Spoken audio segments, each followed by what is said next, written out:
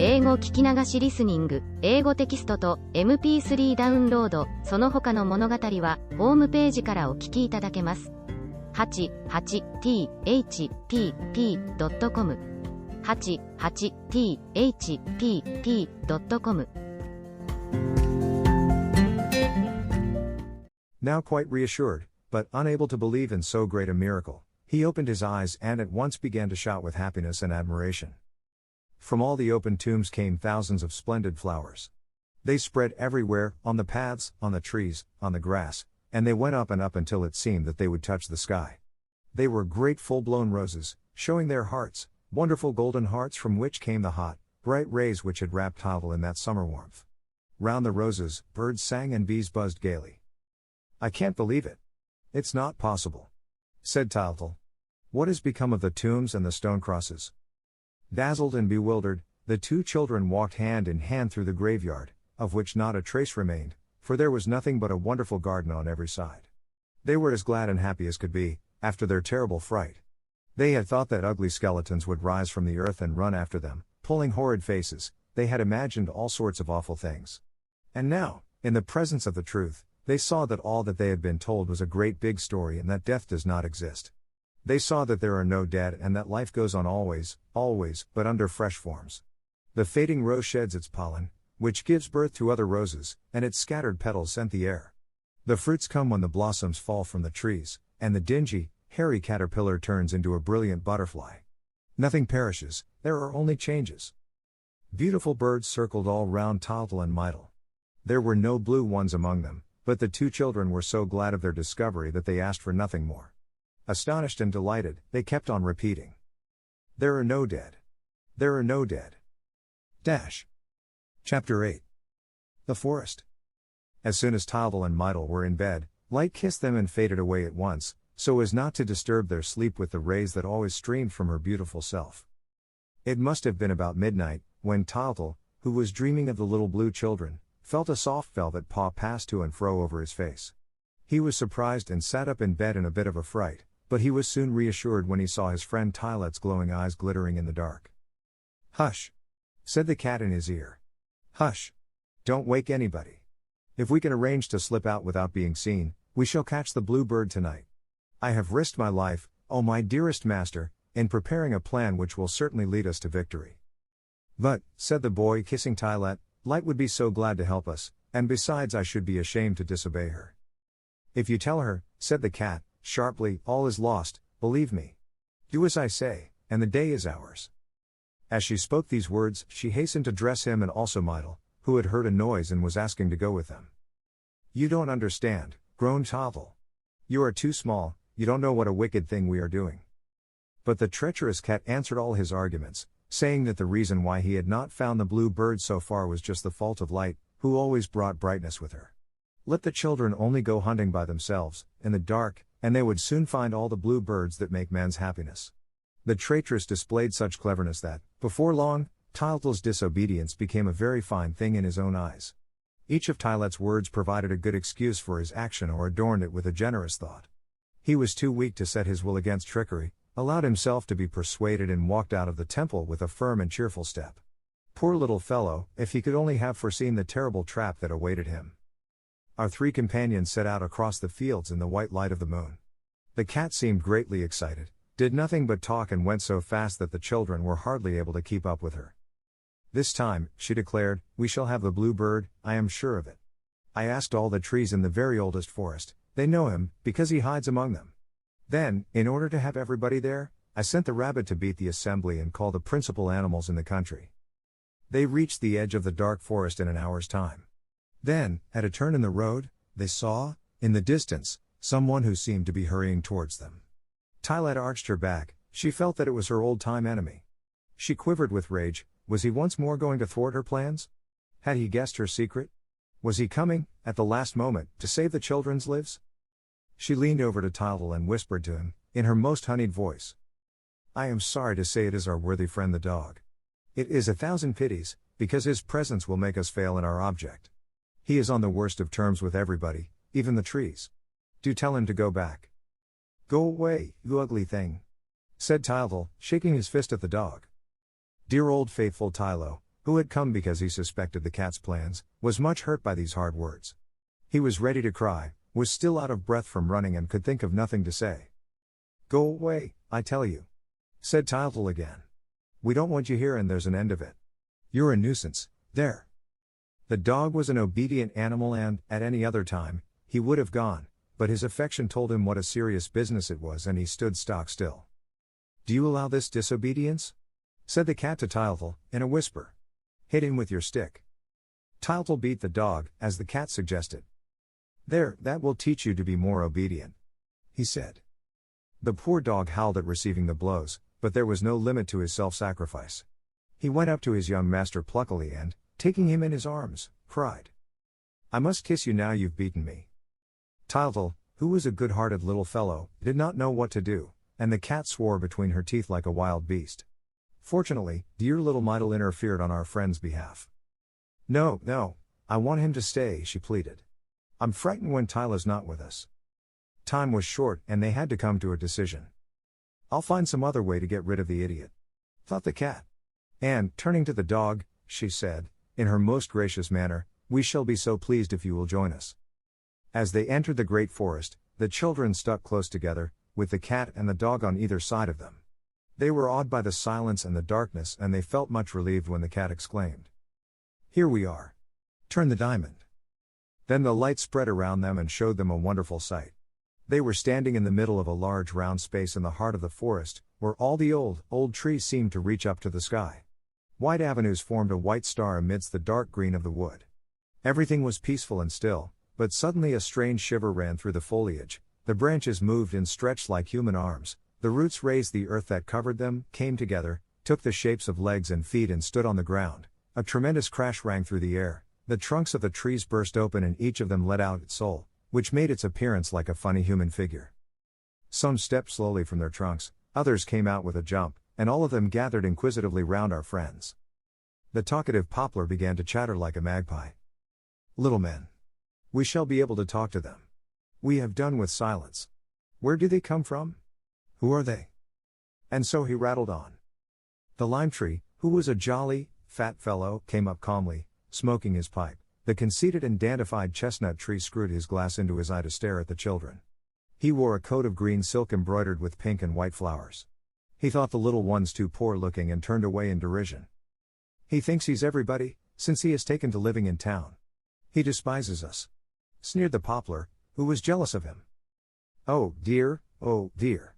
What the willow, a wretched little stunted fellow, who came clattering along in a pair of wooden shoes too big for him. "They have come to cut off my head and arms for firewood." Tyltyl could not believe his eyes. He never stopped asking the cat questions. "Who's this? Who's that?" And Tylette introduced the soul of each tree to him.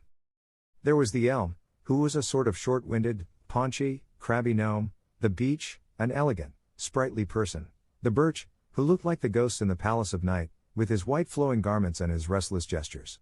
The tallest figure was the fir tree. Tyltyl found it very difficult to see his face perched right at the top of his long, thin body, but he looked gentle and sad, whereas the cypress, who stood near him, dressed all in black, frightened Tyltyl terribly. However, so far nothing very dreadful had happened. The trees, delighted at being able to talk, were all chattering together, and our young friend was simply going to ask them where the blue bird was hidden, when, all of a sudden, silence reigned. The trees bowed respectfully and stood aside to make way for an immensely old tree, dressed in a long gown embroidered with moss and lichen. He leaned with one hand on a stick and with the other on a young oak sapling who acted as his guide, for the old oak was blind. His long white beard streamed in the wind. "It's the king," said Tyltyl to himself, when he saw his mistletoe crown. "I will ask him the secret of the forest." And he was just going up to him, when he stopped, seized with surprise and joy. There sat the blue bird before him, perched on the old oak's shoulder. "He has the blue bird!" cried the boy gleefully. Quick! Give him to me!" "Silence! Hold your tongue!" said the greatly shocked trees. "Take off your hat, Tyltyl," said the cat. "It's the oak." The poor child at once obeyed with a smile. He did not understand the danger that threatened him and he did not hesitate to answer, "Yes, sir," when the oak asked him if he was still the woodcutter's son. Then the oak, trembling with rage, began to lay a terrible charge against Daddytyl. "In my family alone," he said, Your father has put to death 600 of my sons, 475 uncles and aunts, 1,200 cousins of both sexes, 380 daughters-in-law and 12,000 great-grandsons.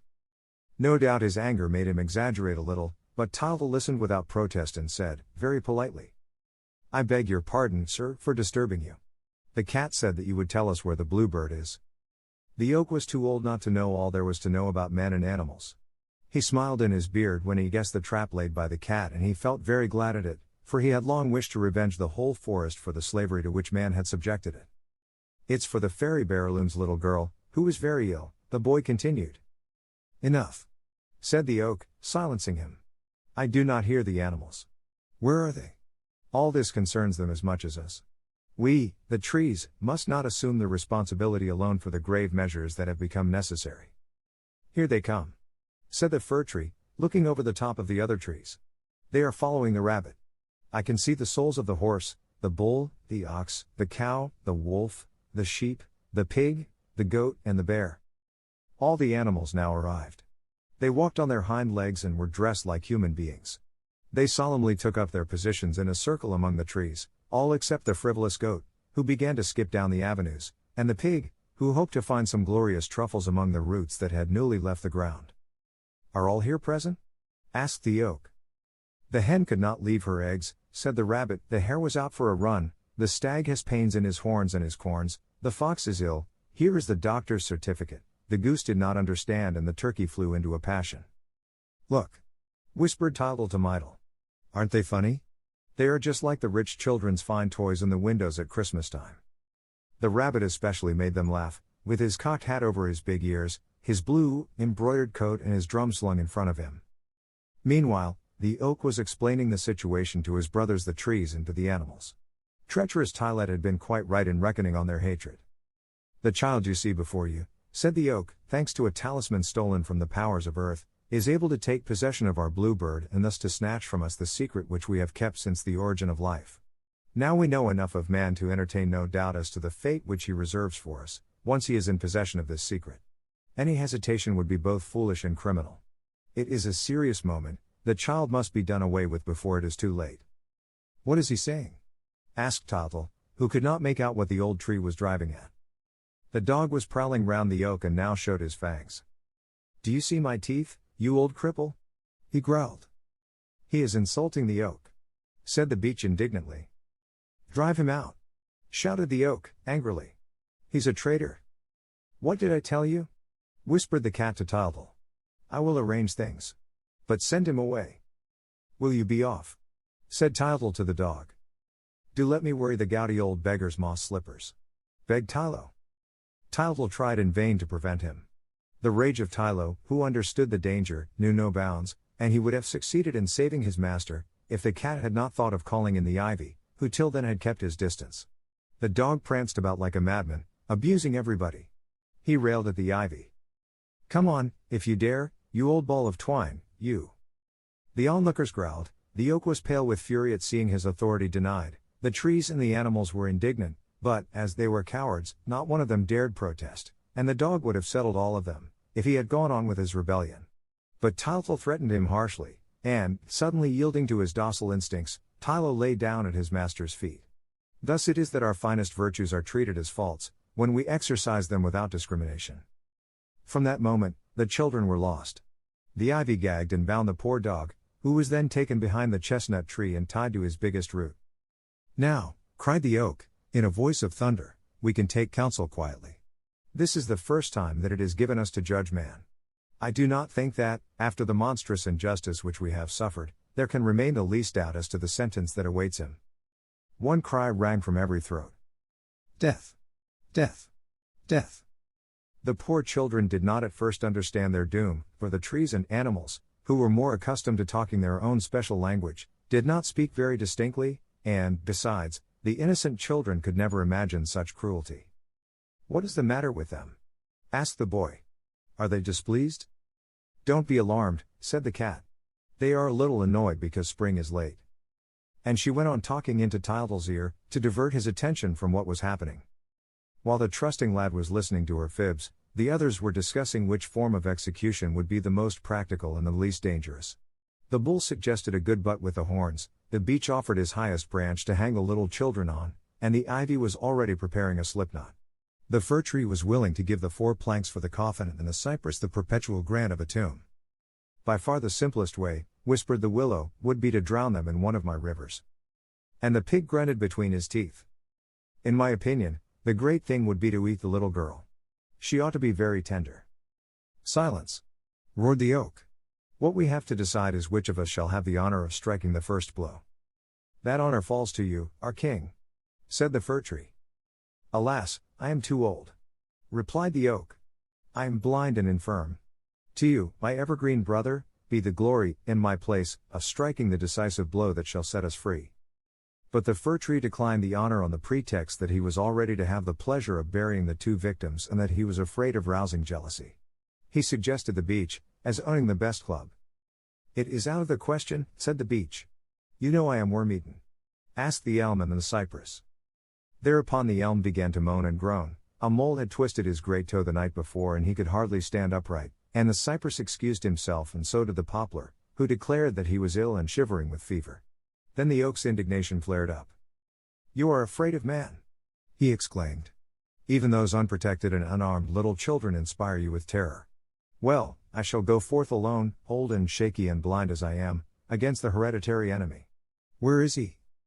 And groping his way with his stick, he moved towards Toddle, growling as he went. Our poor little friend had been very much afraid during the last few minutes. The cat had left him suddenly, saying that she wanted to smooth down the excitement, and had not come back.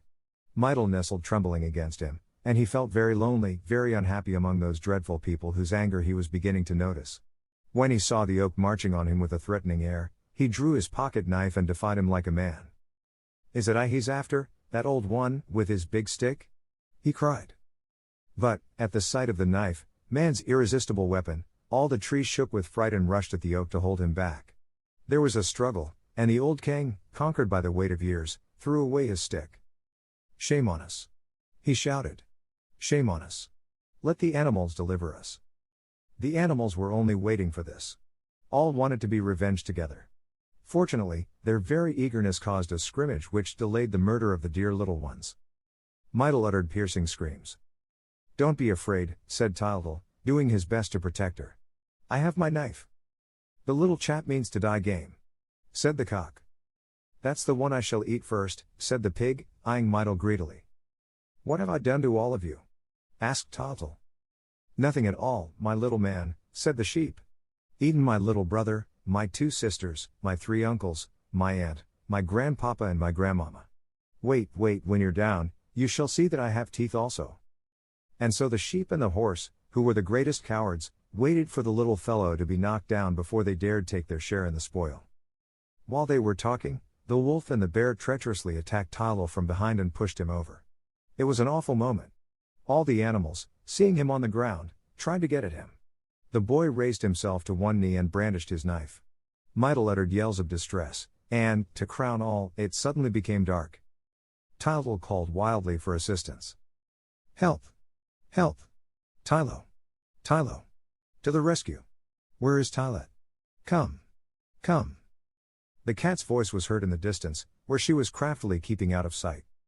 I can't come, she whined. I'm wounded. All this time, plucky little Toddle was defending himself as best he could, but he was alone against all of them, felt that he was going to be killed and, in a faltering voice, cried once more. Help! Tylo! Tylo! I can't hold out. There are too many of them. The bear. The pig. The wolf. The fir tree. The beech. Tylo! Tylo! Tylo!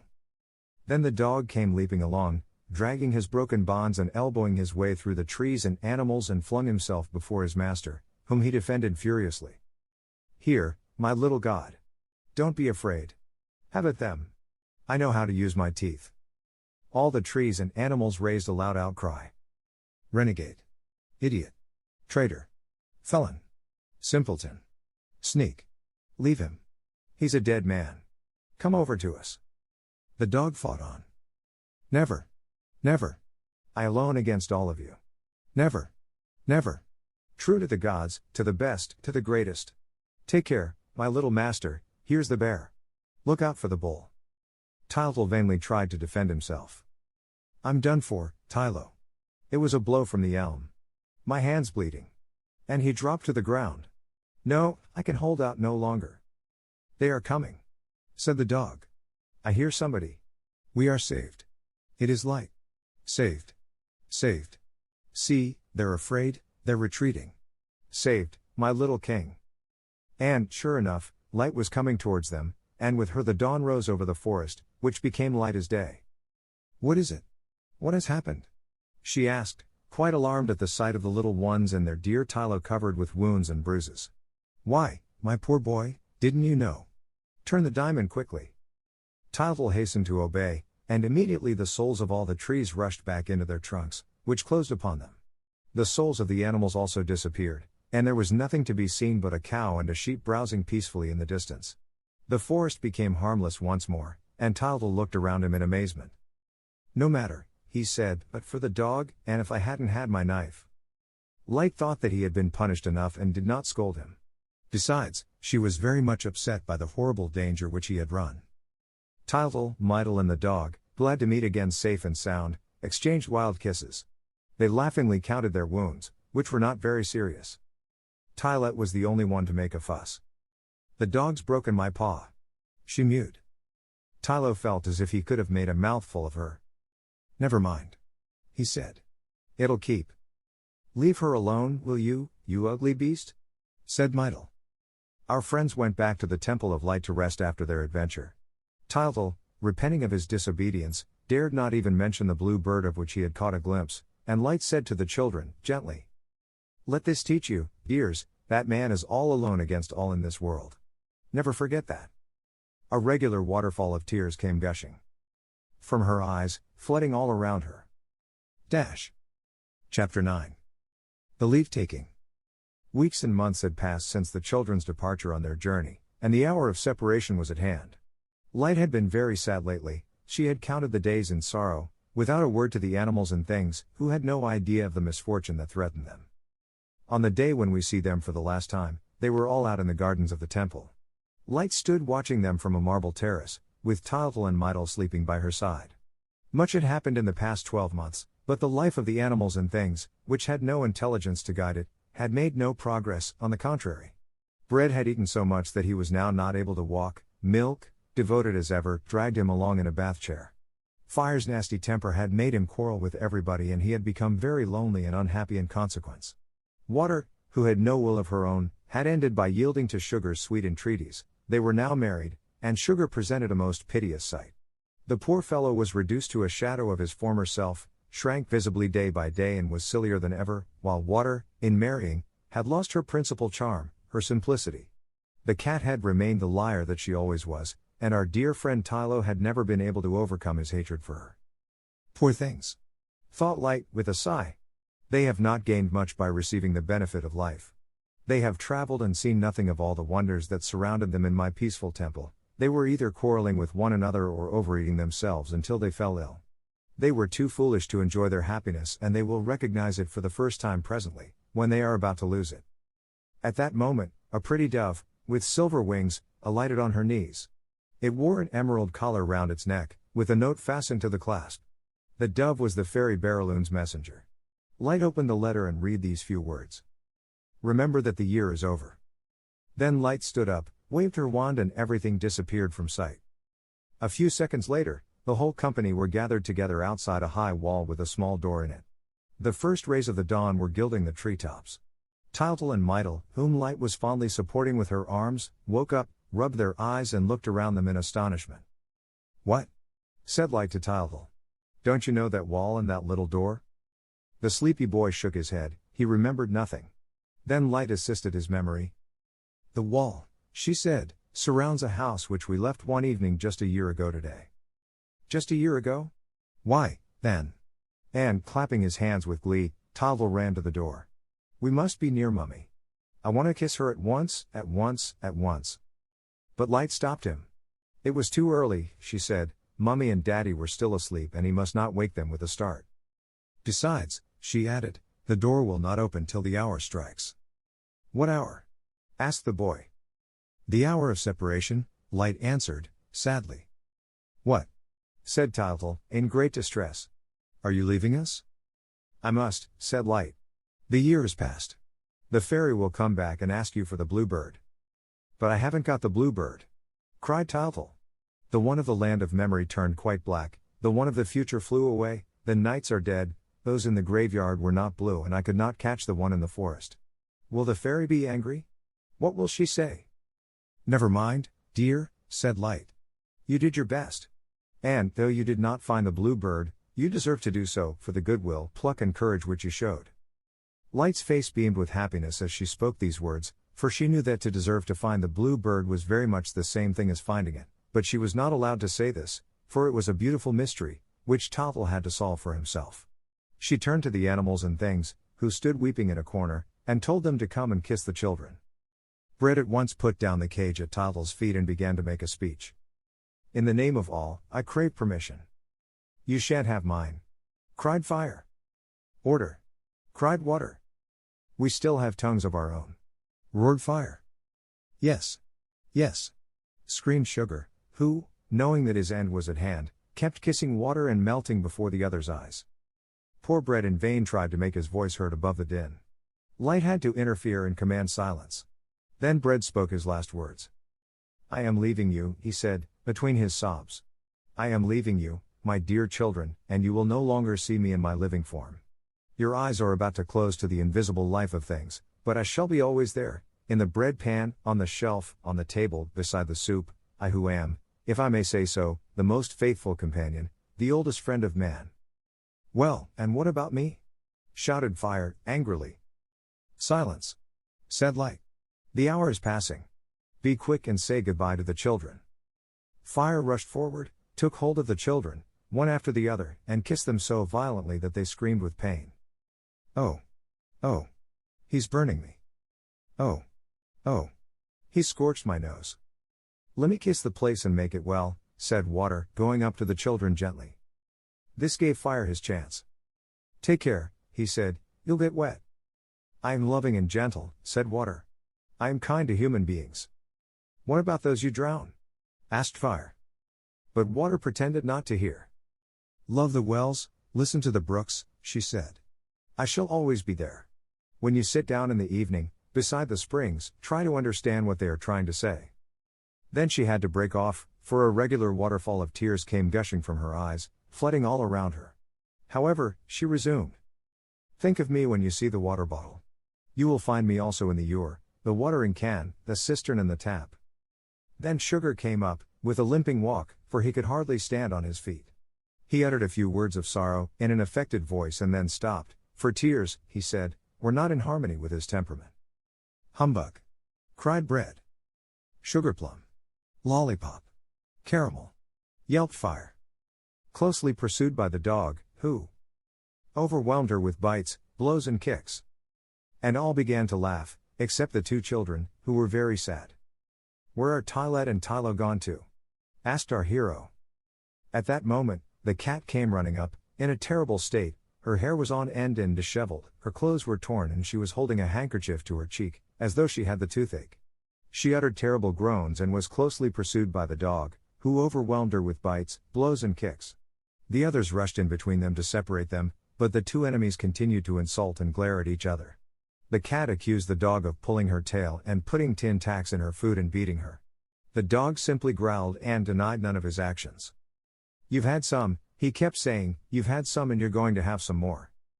But, suddenly, he stopped and, as he was panting with excitement, it could be seen that his tongue turned quite white. Light had told him to kiss the children for the last time.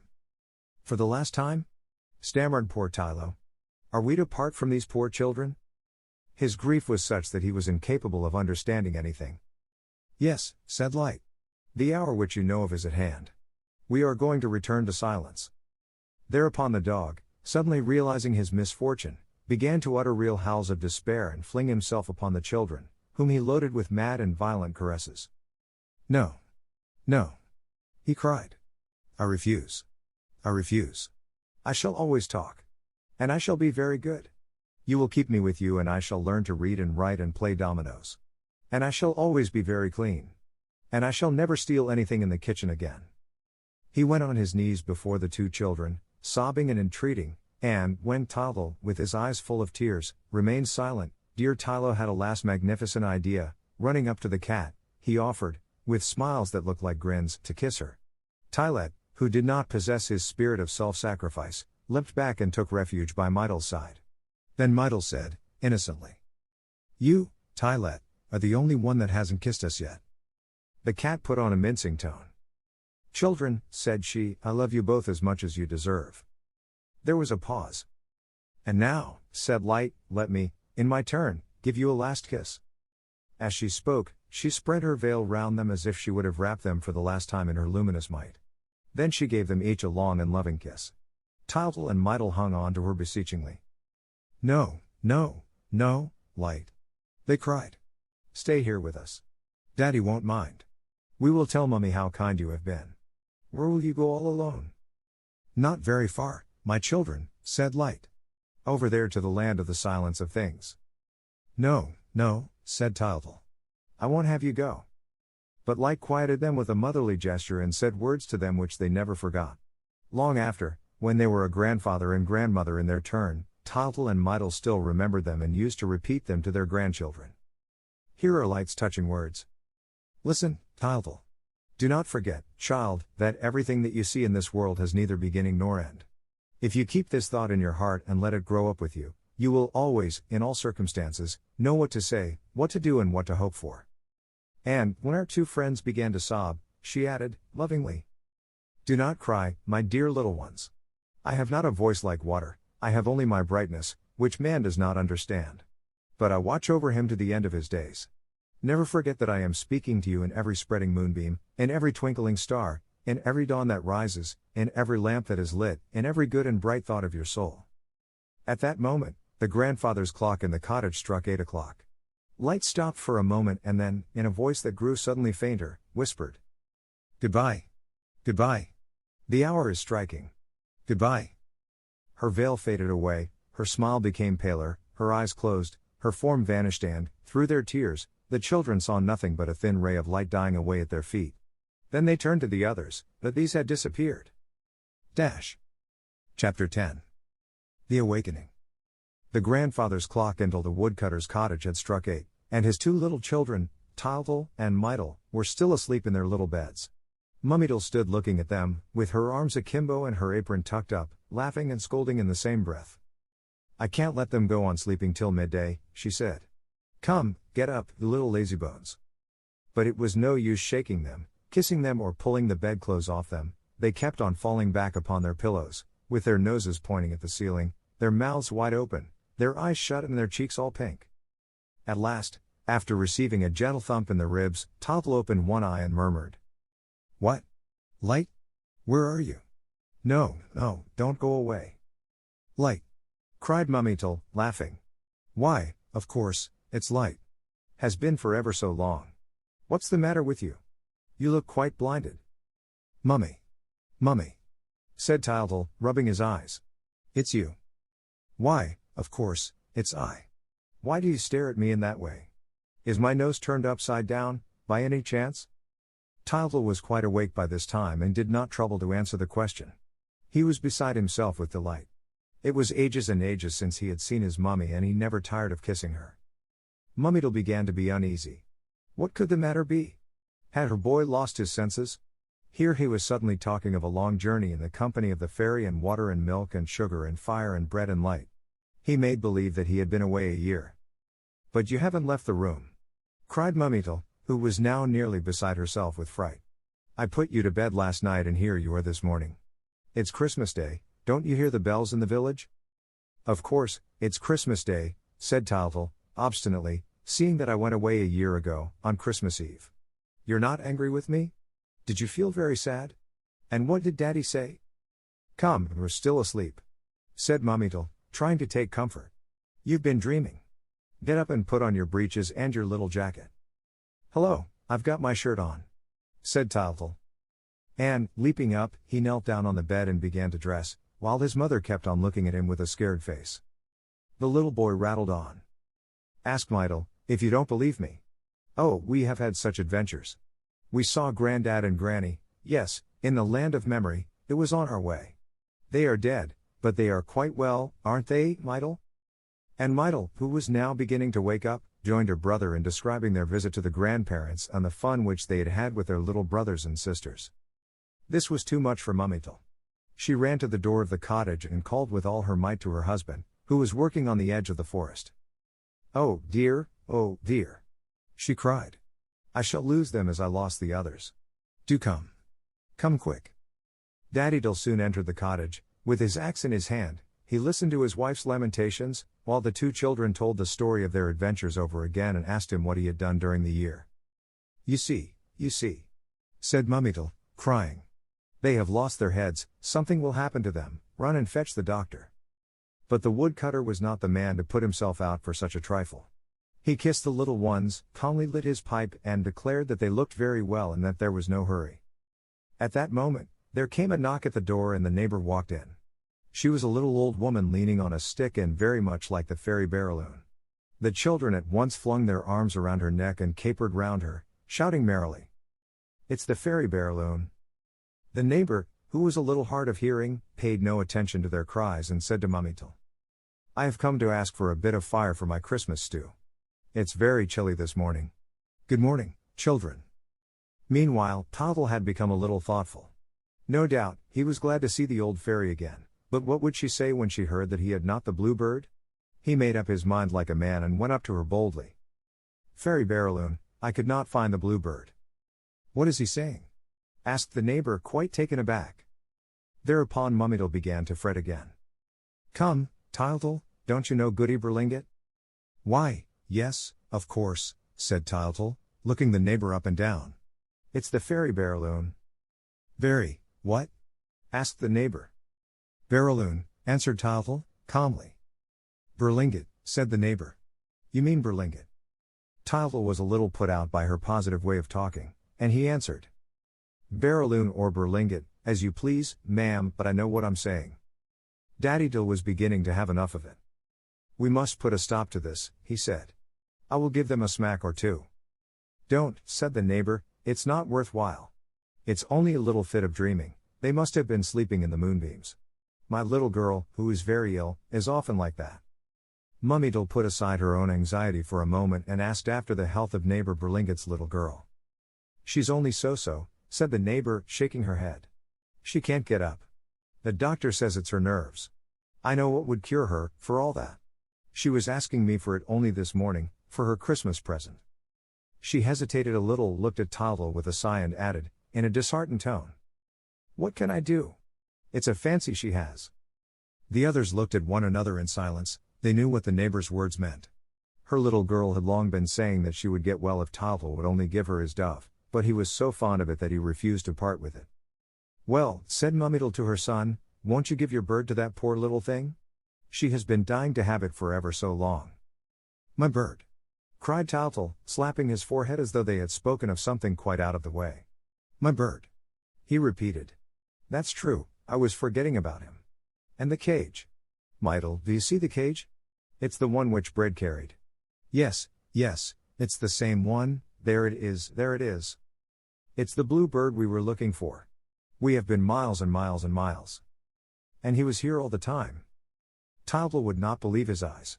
He took a chair, put it under the cage and climbed onto it gaily, saying, Of course, I'll give him to her, of course, I will.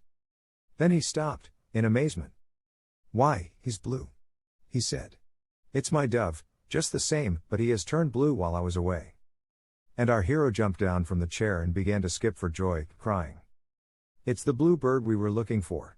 We have been miles and miles and miles and he was here all the time. He was here, at home. Oh, but how wonderful. Mydle, do you see the bird? What would Light say? There, Madame Berlingot, take him quickly to your little girl. While he was talking, Mummitle threw herself into her husband's arms and moaned. You see? He's taken bad again. He's wandering. Meantime, neighbor Berlingot beamed all over her face, clasped her hands together and mumbled her thanks. When Toddle gave her the bird, she could hardly believe her eyes. She hugged the boy in her arms and wept with joy and gratitude. Do you give it me? She kept saying. Do you give it me like that, straight away and for nothing? Goodness, how happy she will be. I fly. I will come back to tell you what she says. Yes, yes, go quickly, said Tyltyl, for some of them changed their color. Neighbor Berlingot ran out and Tyltyl shut the door after her. Then he turned round on the threshold, looked at the walls of the cottage, looked all around him and seemed wonderstruck. Daddy, Mummy, what have you done to the house? He asked. It's just as it was, but it's much prettier. His parents looked at each other in bewilderment, and the little boy went on. Why, yes, everything has been painted and made to look like new, everything is clean and polished. And look at the forest outside the window. How big and fine it is. One would think it was quite new. How happy I feel here, oh, how happy I feel. The worthy woodcutter and his wife could not make out what was coming over their son, but you, my dear little readers, who have followed Tyltyl and Mytyl through their beautiful dream, will have guessed what it was that altered everything in our young hero's view. It was not for nothing that the fairy, in his dream, had given him a talisman to open his eyes. He had learned to see the beauty of things around him, he had passed through trials that had developed his courage, while pursuing the blue bird, the bird of happiness that was to bring happiness to the fairy's little girl. He had become open-handed and so good-natured that the mere thought of giving pleasure to others filled his heart with joy. And, while traveling through endless, wonderful, imaginary regions, his mind had opened out to life. The boy was right, when he thought everything more beautiful, for, to his richer and purer understanding, everything must needs seem infinitely fairer than before. Meanwhile, Tyltyl continued his joyful inspection of the cottage. He leaned over the bread pan to speak a kind word to the loaves, he rushed at Tyltyl, who was sleeping in his basket, and congratulated him on the good fight which he had made in the forest. Mytyl stooped down to stroke Tylette, who was snoozing by the stove, and said, Well, Tylette? You know me, I see, but you have stopped talking. Then Tyltyl put his hand up to his forehead. Hello, he cried. The diamond's gone. Who's taken my little green hat? Never mind, I don't want it any more. Ah, there's fire. Good morning, sir. He'll be crackling to make water angry. He ran to the tap, turned it on and bent down over the water. Good morning, water, good morning. What did she say? She still talks, but I don't understand her as well as I did. Oh, how happy I am, how happy I am. So am I, cried Mytyl. And our two young friends took each other's hands and began to scamper round the kitchen. Mummytyl felt a little relieved at seeing them so full of life and spirits. Besides, Daddytyl was so calm and placid. He sat eating his porridge and laughing. You see, they are playing at being happy, he said. Of course, the poor dear man did not know that a wonderful dream had taught his little children not to play at being happy, but to be happy, which is the greatest and most difficult of lessons. I like light best of all, said Tyltyl to Mytyl, standing on tiptoe by the window. You can see her over there, through the trees of the forest. Tonight, she will be in the lamp. Dear, oh, dear, how lovely it all is and how glad I feel, how glad I. He stopped and listened. Everybody lent an ear. They heard laughter and merry voices, and the sounds came nearer. It's her voice, cried Tyltyl. Let me open the door. As a matter of fact, it was the little girl with her mother, neighbor Berlingot. Look at her, said Goody Berlingot, quite overcome with joy. She can run, she can dance, she can fly. It's a miracle. When she saw the bird, she jumped, just like that. And Goody Berlingot hopped from one leg to the other at the risk of falling and breaking her long, hooked nose. The children clapped their hands and everybody laughed. The little girl was there, in her long white nightdress, standing in the middle of the kitchen, a little surprised to find herself on her feet after so many months' illness. She smiled and pressed Tyltyl's dove to her heart. Tyltyl looked first at the child and then at Mytyl. Don't you think she's very like Light? He asked. She is much smaller, said Mytyl. Yes, indeed, said Tyltyl. But she will grow. And the three children tried to put a little food down the bird's beak, while the parents began to feel easier in their minds and looked at them and smiled. Tyltyl was radiant. I will not conceal from you, my dear little readers, that the dove had hardly changed color at all and that it was joy and happiness that decked him with a magnificent bright blue plumage in our hero's eyes. No matter. Tyltyl, without knowing it, had discovered Light's great secret, which is that we draw nearer to happiness by trying to give it to others. But now something happened. Everybody became excited, the children screamed, the parents threw up their arms and rushed to the open door. The bird had suddenly escaped. He was flying away as fast as he could. My bird! My bird! Sobbed the little girl. But Tyltyl was the first to run to the staircase and he returned in triumph. It's all right, he said. Don't cry. He is still in the house and we shall find him again. And he gave a kiss to the little girl, who was already smiling through her tears. You'll be sure to catch him again, won't you? She asked. Trust me, replied our friend, confidentially. I now know where he is. You also, my dear little readers, now know where the blue bird is. Dear Light revealed nothing to the woodcutter's children, but she showed them the road to happiness by teaching them to be good and kind and generous. Suppose that, at the beginning of this story, she had said to them, Go straight back home. The blue bird is there, in the humble cottage, in the wicker cage, with your dear father and mother who love you. The children would never have believed her. What? Tyltle would have answered. The blue bird, my dove? Nonsense, my dove is gray. Happiness, in the cottage. With daddy and mummy? Oh, I say. There are no toys at home and it's awfully boring there. We want to go ever so far and meet with tremendous adventures and have all sorts of fun. That is what he would have said, and he and Mydle would have set out in spite of everything, without listening to Light's advice, for the most certain truths are good for nothing if we do not put them to the test ourselves. It only takes a moment to tell a child all the wisdom in the world, but our whole lives are not long enough to help us understand it, because our own experience is our only light. Each of us must seek out happiness for himself, and he has to take endless pains and undergo many a cruel disappointment before he learns to become happy by appreciating the simple and perfect pleasures that are always within easy reach of his mind and heart. The end. 英語聞き流しリスニング、英語テキストと MP3 ダウンロード、その他の物語は、ホームページからお聞きいただけます。88thpp.com 88thpp.com